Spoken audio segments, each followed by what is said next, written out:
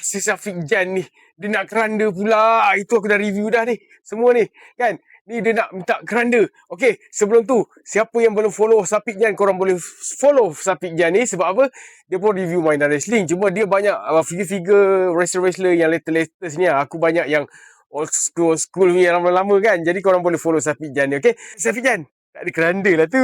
Okey, sebelum aku review keranda Undertaker, siapa yang baru minat nak beli baju wrestling, korang boleh tengok dekat beg kuning aku ataupun yang ada tulis shop now ni, korang tekan je. Nanti korang belilah kat situ, okey?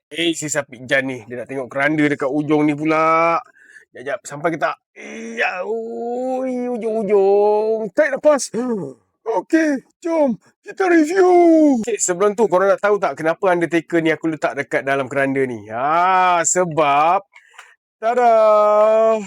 Aduh, figure dia, kaki dia patah. Aku pun tak hantar pergi custom kan, nak betulkan ke apa. Jadinya aku letak je lah dalam keranda dia ni. Konon-konon dia tengah duduk, dia tengah buka separuh je ni kan. Kan gempak macam tu. Okay, so ni adalah keranda dia. Dia boleh buka. Macam korang nampak ni. Ni dalam dia lah. Sebelah dalam dia. Okay, ni sebelah luar je. Aku fokuskan. Okay. Ni sebelah luar dia. Berabuk-rabuk kan. Baru nampak macam gempak sikit. Padahal aku malas nak lap. Okay. So, dia boleh tutup. Okay.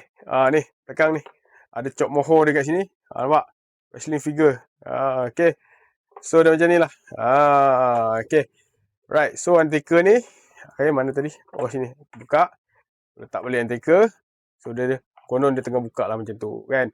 Baru nampak gempak sikit. Macam puas hati tak Syafiq Jan? Okey kan, kalau korang nak tengok figure-figure yang lain ni, ada kat belakang tu, yang banyak tu. Nampak tu, berdiri tu.